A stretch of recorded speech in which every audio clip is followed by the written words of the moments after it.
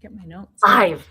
All right. Here we Do it. go. Welcome in. It is another week and another episode of Chiropractic is Sexy. I am Dr. Paula Ruffin. And I'm Dr. Erica Peabody, and we are so excited to be here. I think we're missing our normal host, but it's really fun to be able to comment. So something happens when we're being hosted that I'm unable to comment. So I'm up there and I will throw up a lot of comments. So be prepared. Get up there, girl. I wonder I'm up there.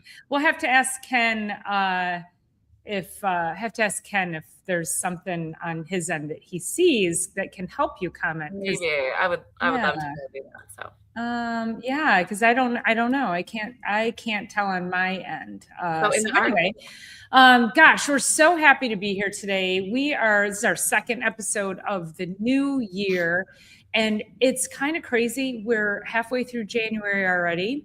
Mm-hmm. We've been talking to you all about just nervous system resilience and stress, and why it's so important that everybody needs to be managing their nervous system properly. And what we really want to talk about today in our topic is the link between stress, pain, and nervous system dysfunction. And ultimately, what we're going to unravel for you today is why the body can't heal when it's under stress and how it perceives threat versus safety.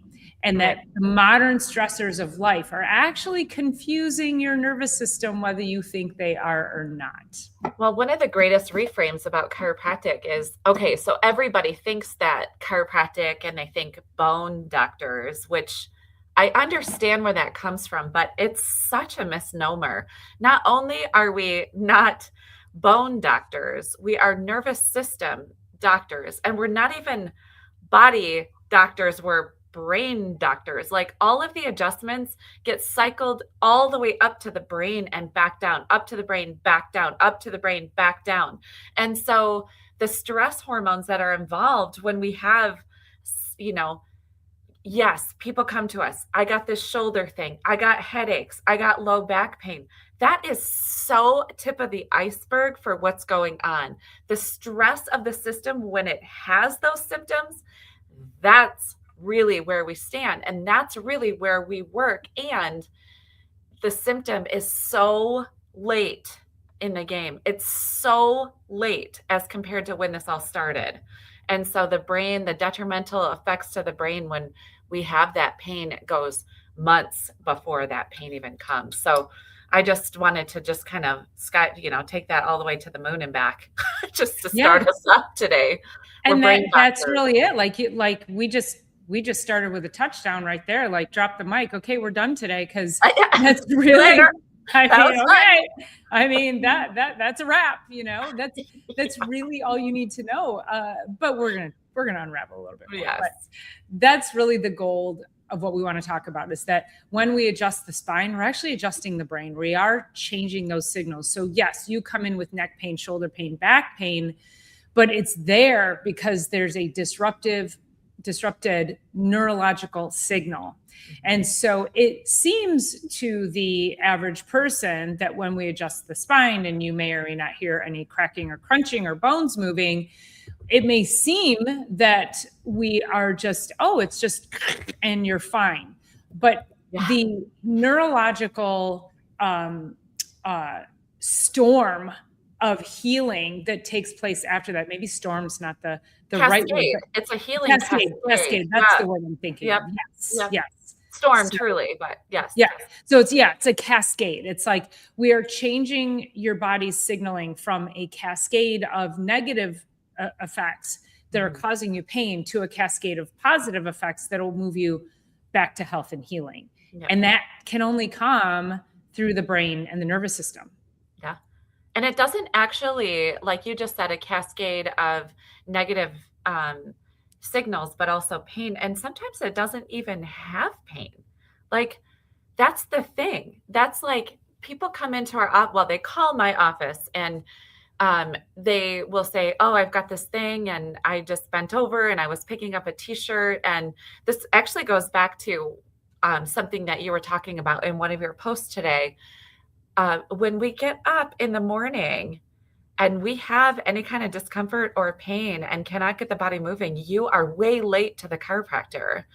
But also, it wasn't the bending over and picking the t-shirt up. It was that this negative cascade, and I want to call that part negative because it's disruptive to the body's ability to heal and process and balance and stay healthy. That is a negative cascade. So when we start to change that, I was just thinking about patients that have been with me. One of the groups that I'm in, we were talking about patients that have been in for the first 10 visits, and then 50 visits, and then 100 visits, and then 500 visits. And like, to acknowledge these people that have really taken their health to the next level. And like, it's part of their weekly routine to make sure that they're doing that. Are you frozen over there? Can you hear me? I can hear you, but your face was like, I wow, know.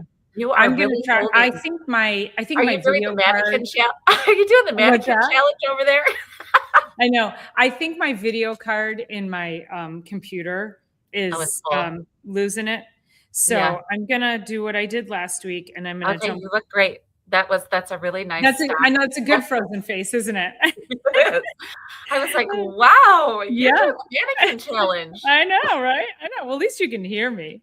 Yeah. Um, So okay, that so crunch we'll keep crack that talking, you and I'm gonna hear. go find this link, and I'm gonna get logged on. So yeah, Yeah. I'm gonna Okay. log on from my phone like I did last week.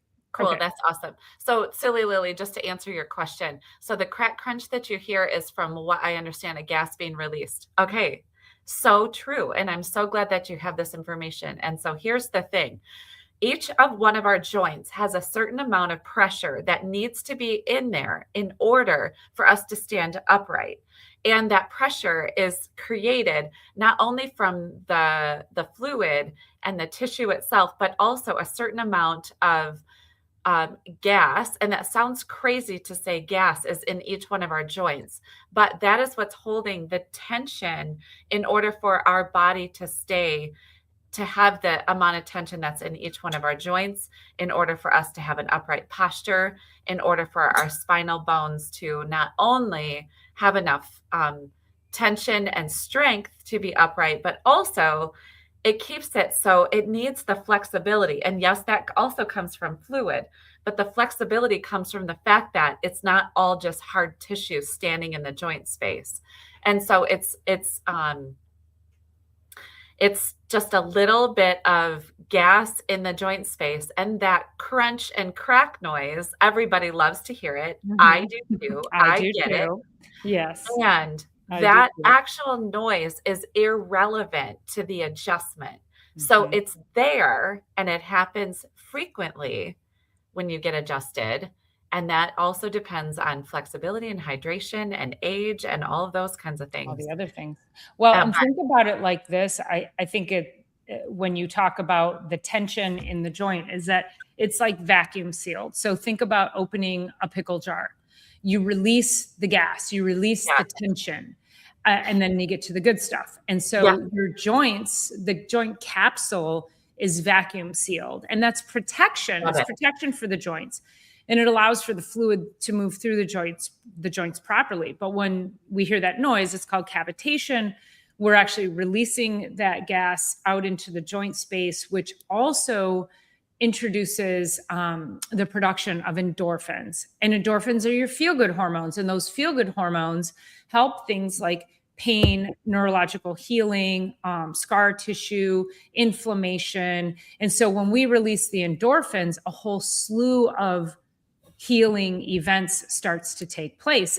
But it's not a physical thing, it's a biochemical thing that communicates with the nervous system. So you have to recognize that that is truly the underlying process that's taking place. So the other part I wanted to add into that, when we think about this areas of what's called subluxation, so that's misalignment, that's creating this tension surrounding. And so it takes at 3 weeks, then scar tissue starts to form in these areas that are misaligned. So tissue starts to form, but it lays down like this. It lays down in all patterns. And so the adjustment is delivered in the direction that the joint is going to be moving, because we want to restore that the scar tissue needs to start to get reorganized. So instead of laying in all different kinds of directions and being locked down, we have to start to get this movable joint and the tissues lining up. And that's where the repetition of adjustments comes in. When you start to get under chiropractic care 2-3 times a week for about, starting about 6 weeks gets you a really nice 18 adjustments. So it starts to get those fibers laying down in the direction those joints need to move, want to move, and were designed to move, so that you then have restoration of movement. And then from there, you'll have restoration of signals. And then from there, the substance P, that substance, that chemistry, that the P is a substance, is a pain. I think she's coming in on her phone.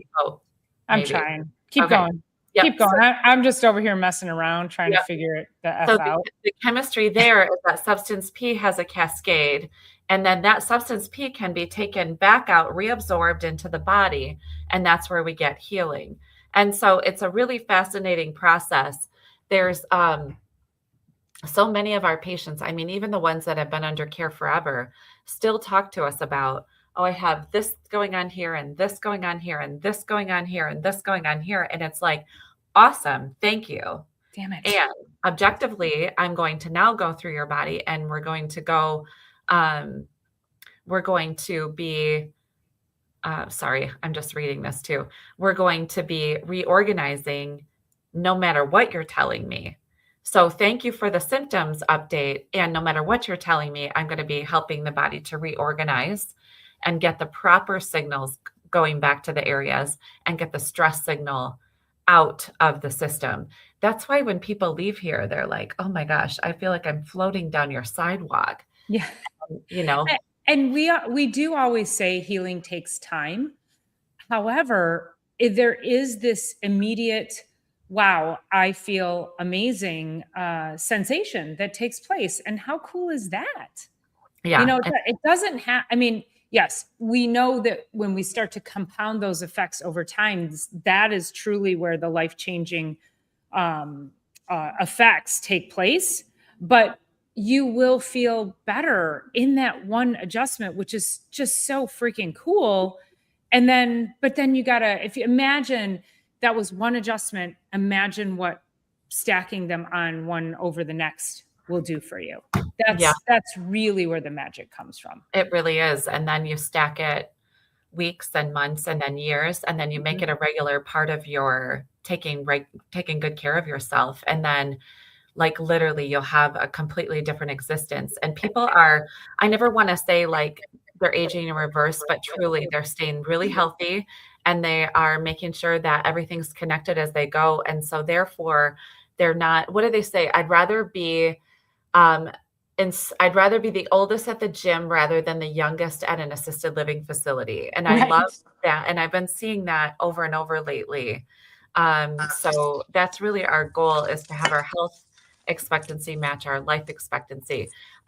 Anything grows, just to answer your question, what would the approach for someone with Ehlers-Danlos? Thank you for bringing that up, because we do see all different kinds of people. So Ehlers-Danlos is a soft tissue disorder, and there's usually a little more lax in the joint spaces. So this applies across the board, no matter if it's Ehlers-Danlos or severe arthritis or a baby or a 90-year-old.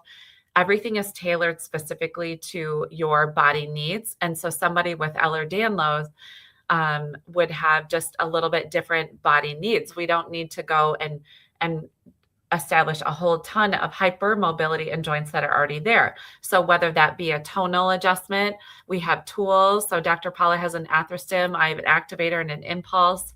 So we just have a lot of things, tools up our sleeves in our tool bags to be able to use in order to address that. But that goes for anyone with the disease process all the way up to both sides of the spectrum with age and all kinds of walks of life. So yeah. If you're a 1-day-old baby, that adjustment's going to look very different than if you're a 60-year-old construction worker. Right. And that truly is where our gifts lie, is being able to what's actually happening within each person's body. How do we reestablish a better brain body connection so that you can ultimately have your body's self-healing capacity?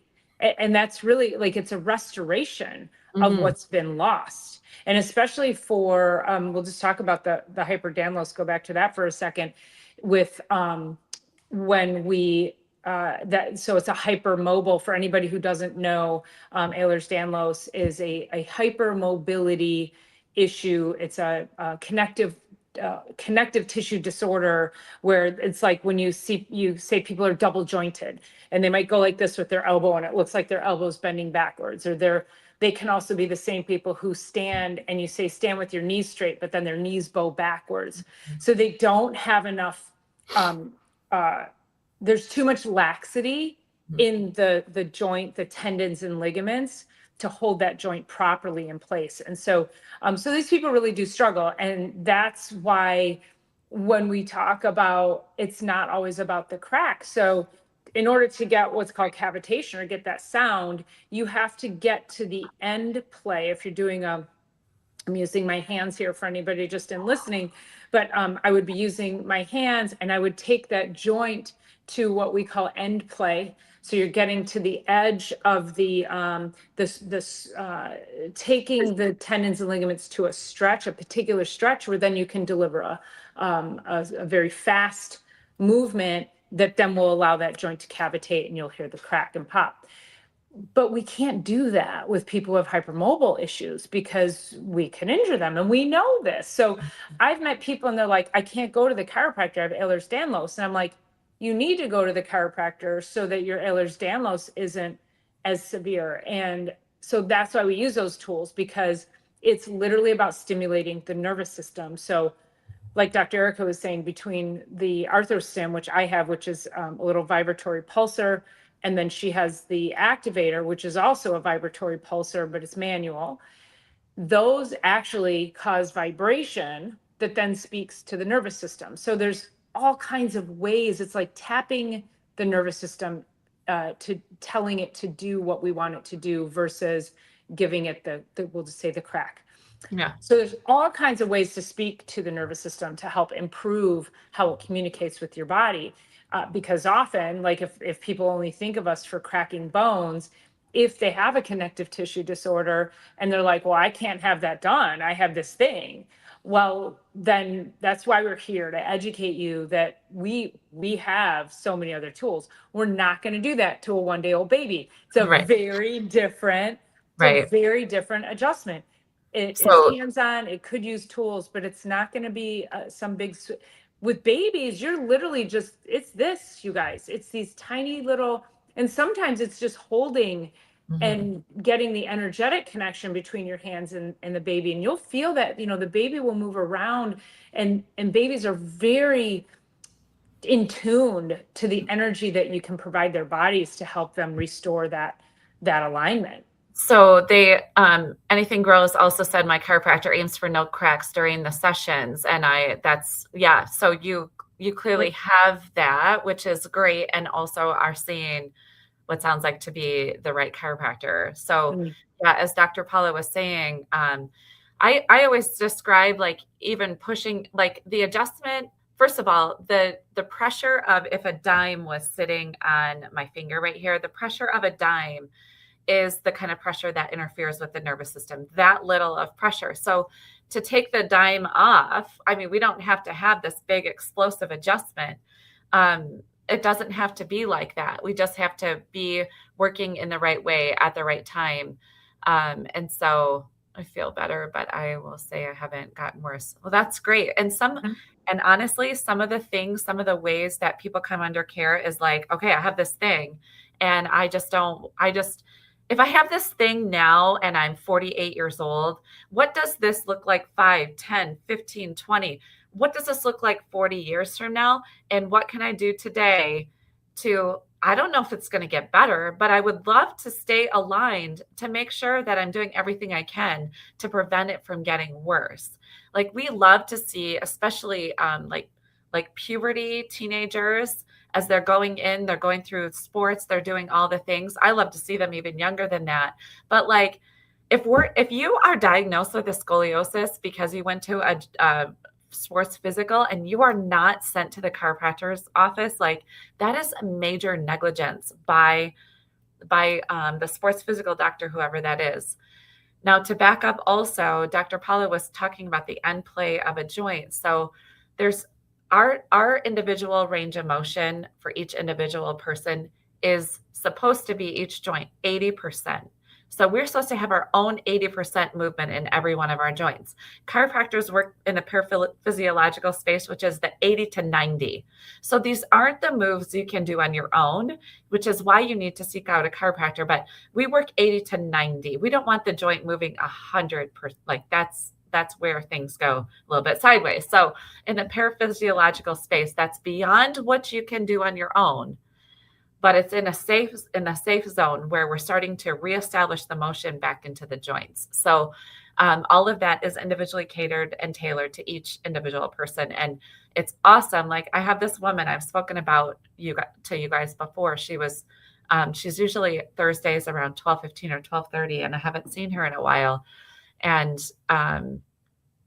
anyway, it was like she's been gone for 3 months. I'm like, what have you been doing? And she said, well, I did decide because I'm in so much pain, I was going to go get a steroid injection.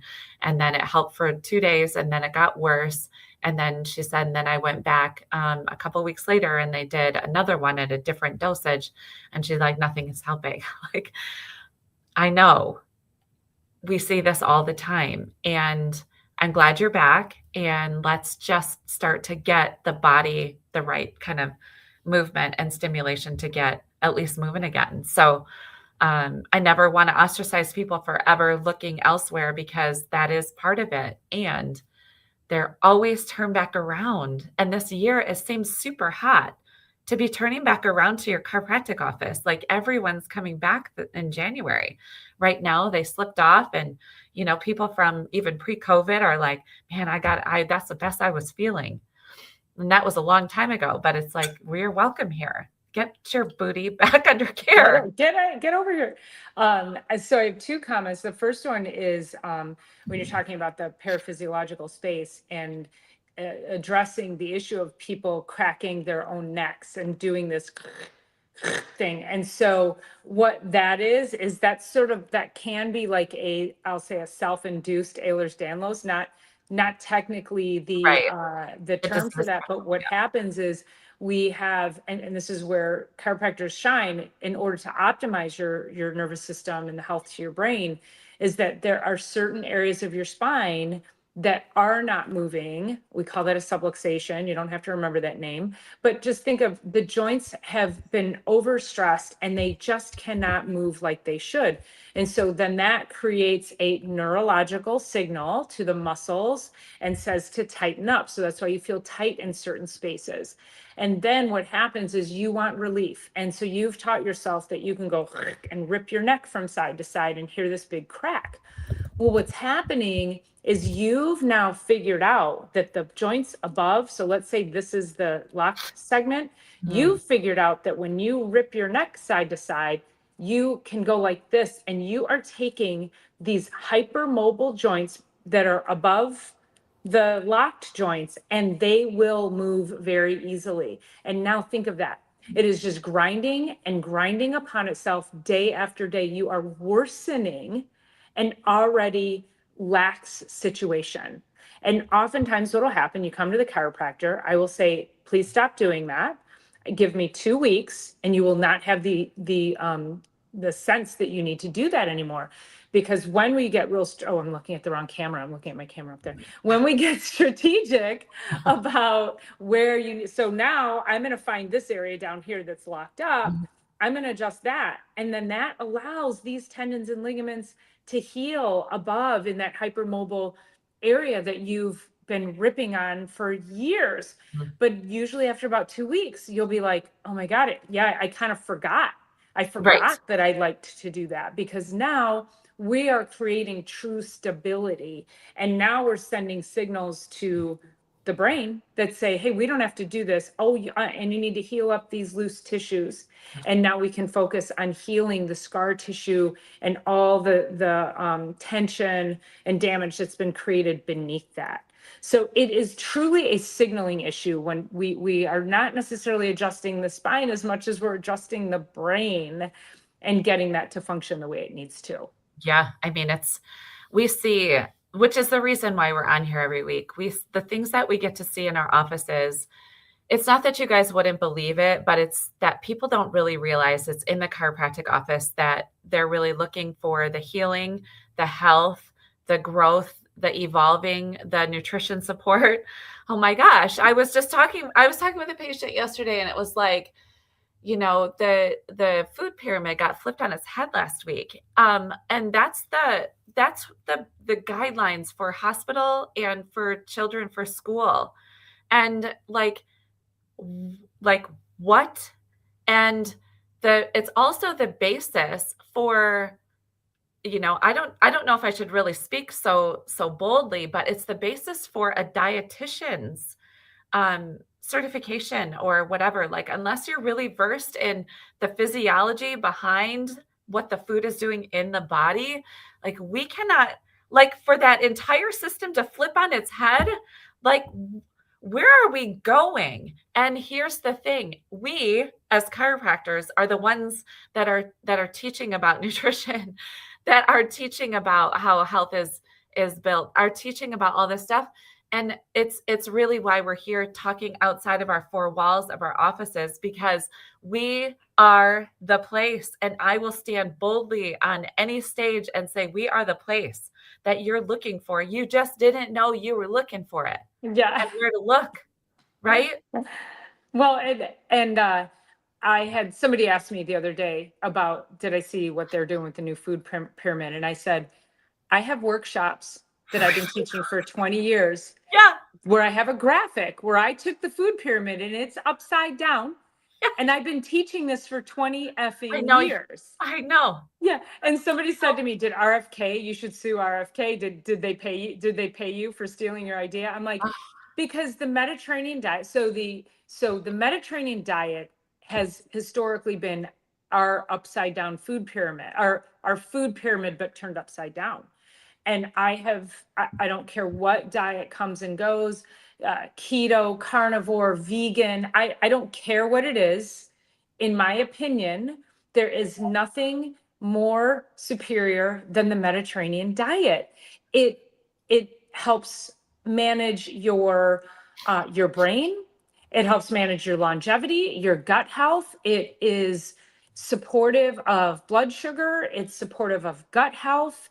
And it doesn't necessarily matter. Like, stop chasing the fads. Just stop and just start eating in ways that will fuel your body properly. And that's truly, food is a signaling mechanism. What you put in your body, much like when you get adjusted, is a signaling process. Is it signaling good health? Is it signaling bad health? Is it signaling brain health? Is it signaling inflammation? So you have to look at the food that you're putting in your body as what kind of fuel is going to give you the proper signals to your brain and your body for healing, and be able to take those signals and say, okay, these signals are they're going to help change my biology. And if I had access to, I know if Ken were here, he would be like, it's all about the biology. Yeah, it's in the, yeah. There it is. It is. It's all about the biology. So yeah. No, it's so true. And when you say, I mean, you can blanket statement the Mediterranean diet, and really when you look into it, just to make it a little more clear, it's food, you guys. It's like real food, mildly processed, maybe into hummus, cooked appropriately, prepared appropriately, and you end up with all foods. And the thing is like, I look back and I kind of, as we're not even near spring break, right? It's 8 degrees outside right now here in Michigan. But as we look in spring break and I look at the pictures on social media and all these high school kids that are on spring break that are overly inflamed. And there's like, that is not how our human body is supposed to be treated in the ways that they are. Now, I remember I was talking to patients yesterday. I remember in middle school, I was allowed to pick out what I wanted to eat for food for lunch. I took onion rings and I took the breading off the onion rings, pulled the onion out of the middle and ate only the breading, followed it with a cookie, and then also one of those big like dinner rolls that were so gooey and delicious, slapped a pat of butter in the middle of it. And now, mind you, I have hypoglycemia. And do you want to know where that all started? That I have reactive hypoglycemia. I'm actually have solved it now by just, eating real whole foods. But that's where it comes from. And I have this like food scarcity feeling, but it has to do with how I fueled my body on frosted mini wheats and on who knows what else, right? And Wonder Bread and Lord only knows that is not appropriate. But it's also, we didn't have Monster drinks available. We didn't have Starbucks on every corner. We didn't also have all of the other things. And so when Dr. Paula is talking Mediterranean diet, it means whole foods, it means clean products, it means you cooked it at home, it means all those things. And that's really where health comes from. And I don't know what the government's going to do. And if they're not calling out the hospital food to change and the school food to change, like within the next couple of weeks, like this is absolute propaganda that, the hospital's feeding you whatever. I would never eat if I had, God forbid, I have to go into the hospital. I'm going to be having Dr. Paula be bringing me food, like, and my family, you know what I mean? Like, I'm going to reach out for the healthiest and best quality that I can get my hands on. It's not going to be what's there. And that's based on the old vibes of grain foundation, gluten foundation, like what fortified wheat. That's the Mediterranean diet. It's very few grains. Doing. It's Right. not like a giant bowl of pasta at No. all. Years ago, probably, I don't know, 12, 15 years ago, I had this unrelenting, horrific back pain. It turned out to be cysts in my kidneys, but the hospital wanted to tell me I pulled a muscle. Regardless, I ended up going by ambulance to the hospital. And when my sister-in-law said, which hospital do you want to go to? And you guys, no joke, I said, take me to Henry Ford, because I heard that they had really high quality food. And I was in that hospital for 4 days, and I ate arugula salads with salmon every effing day. I was like, if I have to be in the hospital, again, I didn't know. I mean, I was in serious pain. I had no idea what was going to happen. But yeah, I literally in my intractable pain, as the firefighters they had to lift me off of my garage floor because I fell and I was in too much pain to get up. They had to lift me in a blanket to put me on a stretcher. Like it was a shit show. And in that pain, I had the wherewithal to go, yeah, take me to Henry Ford. They serve good food. Yeah, take me to where the food is actually edible. Where the food is. And literally, like, everything on the menu was amazing. Like, I was like, can I just come here for lunch? And they do have a cafe and they serve great food. But yeah, but if you're in a regular hospital, if you're somewhere, you're getting, I don't know, creamed chicken and something, biscuits and gravy, you're getting something that's just atrocious. And, sugar-free Jello and all of that bullshit. Like, no. And again, it's signaling. Like, I was like, okay, something is super inflamed in my body. I didn't know what it was.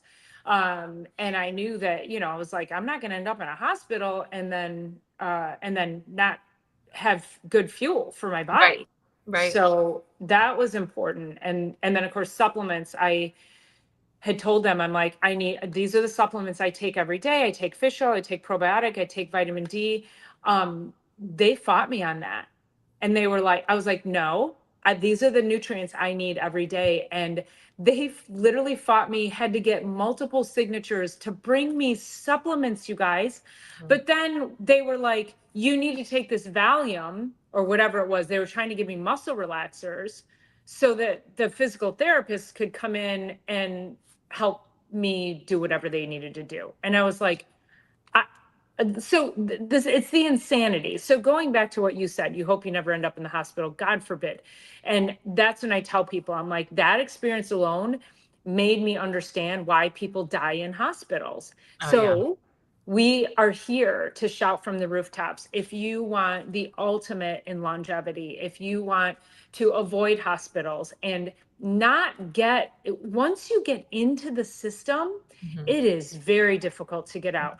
And into the system means you're 40. It's time to take a blood pressure. It's time to take cholesterol medication. It's time to have a tube shoved up your ass to tell you you don't have cancer. Right. It's time to have your boobs smashed in a machine to tell you you don't have cancer. That is not preventive health. Okay.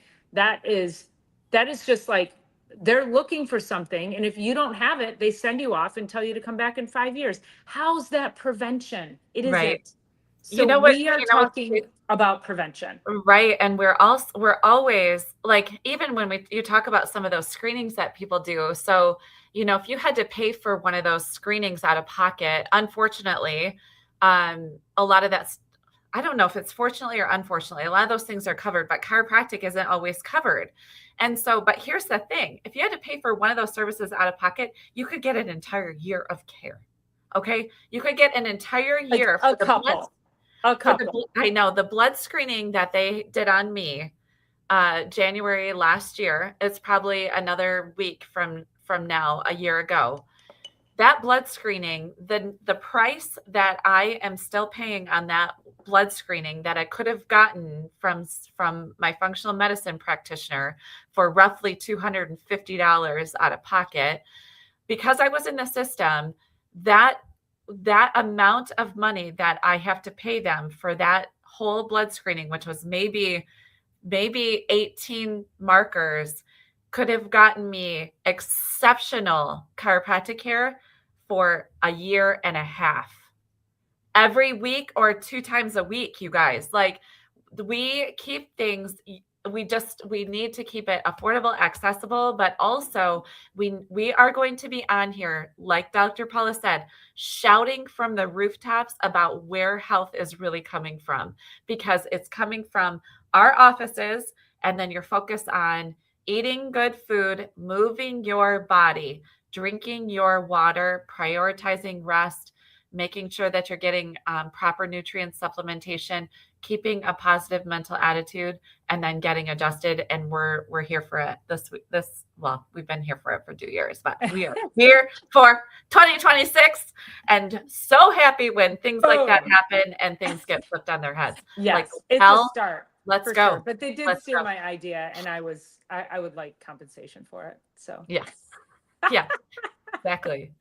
Yeah. Oh, I guess we'll just have to keep moving on this podcast, right? I know. Well, it's great. It's great that at that level, that level of influence is actually being influenced with health principles, like real health principles now. And I don't know why we're in 2026 and that's only just happening now. But if you follow where the money is, that's how it got it that way in the first place. And it's time. It's just time, and we're freaking here for it. We love seeing what's happening. Yeah, it really, we've been in practice for probably over 50 years combined. Yeah. And the thing is, I still feel like we're in this grassroots, it's like, the hell. It's so wild. It is good to see, and then of course we had the vaccine schedule is being reduced here in the US from 72 shots per year down to, I think, 11. But again, people have made it a political issue, and it was okay. I'm going to get slightly, I have to watch my words so we don't get a tag on YouTube still this many years later. But it was okay when the CDC mandated that everyone line up to get a shot that didn't work, that claimed you wouldn't get the thing that it claimed you wouldn't get, when now those people continue to get the thing. And now we have this long COVID, which is literally, it's damage from the thing that they said you had to get if you wanted to keep your job, if you wanted to travel, if you wanted to buy frickin' groceries, walk into a store, people were getting rejected. So we have that going on. So that the science there, people politically were like, follow the science. But now that same organization is saying, no, we need to reduce what's our childhood vaccine schedule because we have too many sick kids.